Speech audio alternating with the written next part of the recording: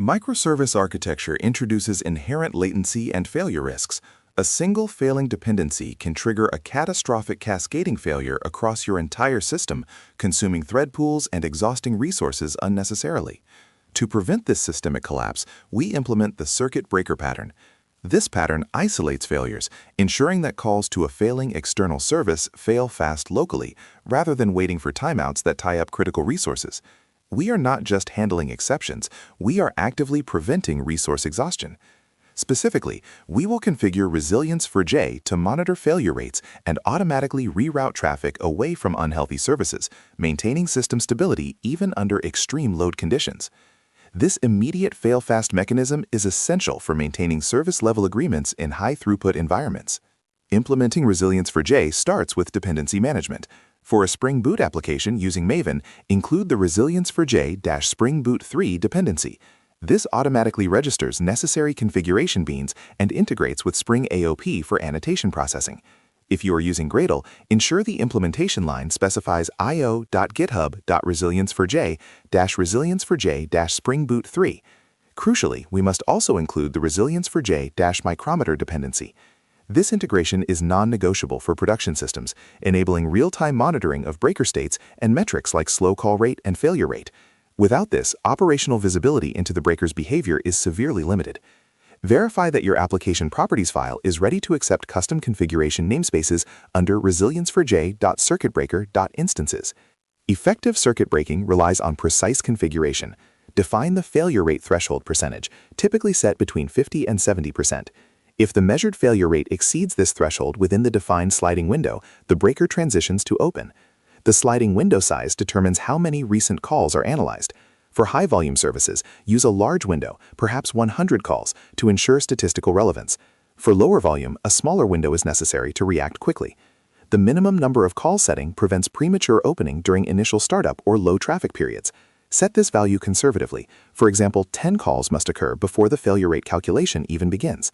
These three parameters, threshold, window size, and minimum calls, form the core logic governing the breaker's decision-making process.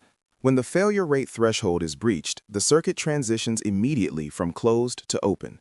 In the open state, all subsequent calls are rejected instantly with a call not permitted exception, preventing any network traffic to the failing service. This is the fail-fast mechanism in action. The durationInOpenState parameter dictates how long the breaker remains forcibly open. This duration, often set to 60 seconds, provides the downstream service time to recover without being hammered by continuous requests. Once this duration expires, the breaker does not immediately close. Instead, it transitions to the half-open state, initiating a cautious probing phase to test service health. This controlled waiting period is vital for system stabilization. The half-open state is the recovery phase. Resilience4j allows a limited number of test calls, defined by permitted number of calls and half-open state, to pass through to the downstream service. If all these test calls succeed, the breaker resets and transitions back to closed, indicating the service is healthy again. However, if even one of these permitted calls fails, the breaker immediately flips back to the open state, restarting the durationInOpenState timer. This immediate reversion prevents a flood of traffic from hitting a service that is still struggling. The success rate required for closing the circuit is implicitly 100% across the permitted test calls, ensuring high confidence before full traffic resumption. To apply the circuit breaker logic, annotate the method responsible for the external call using the Resilience4j circuit breaker annotation. Specify the instance name defined in your application properties. For example, circuit breaker name equals external service A. This annotation wraps the method execution with the necessary monitoring and state machine logic. Ensure the method signature throws the appropriate exceptions that Resilience4j should count as failures. By default, it counts all runtime exceptions. If you need to ignore specific exceptions, such as those related to client input validation, use the Ignore Exceptions attribute within the configuration to exclude them from the failure rate calculation. A circuit breaker only prevents calls. It does not provide alternative data. Implementing a fallback method is essential for graceful degradation. Link the fallback method using the fallback method attribute within the circuit breaker annotation, specifying the method name. For example, fallback method equals retrieve cache data. The fallback method must have the exact same signature as the primary method, plus an optional throwable parameter to inspect the failure cause. Inside the fallback, prioritize returning stale data from a local cache. a default response, or a meaningful error message indicating degraded functionality. Never let the fallback method itself perform another network call that could introduce new failure points. Standard configuration treats all exceptions as failures, but sometimes a specific business exception should not trip the breaker. To customize this behavior, define a custom failure predicate. This involves creating a Java predicate that evaluates the throwable object. For instance, if a 404 not found response is expected behavior and not a system failure, the predicate should return false for exceptions mapping to 404 status codes. Register this custom predicate configuration in your application properties under the record failure predicate property, referencing the fully qualified class name. This granular control ensures the circuit breaker only reacts to genuine system instability, preventing false positives that unnecessarily degrade service quality. Operational visibility is paramount for managing resilience. Integrate Micrometer to expose Resilience4j metrics.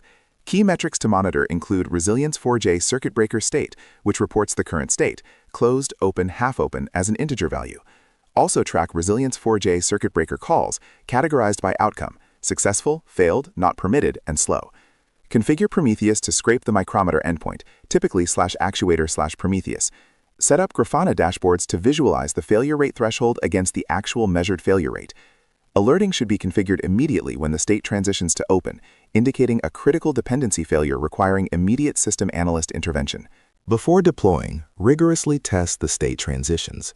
Simulate dependency failure by blocking network traffic or forcing specific HTTP error codes like 503 service unavailable. Verify that the breaker transitions to open within the expected minimum number of calls and duration in open state.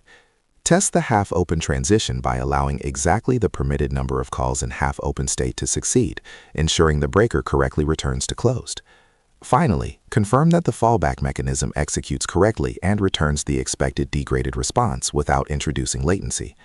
A production-ready circuit breaker must demonstrate predictable behavior under both failure and recovery scenarios, ensuring system resilience is validated end-to-end.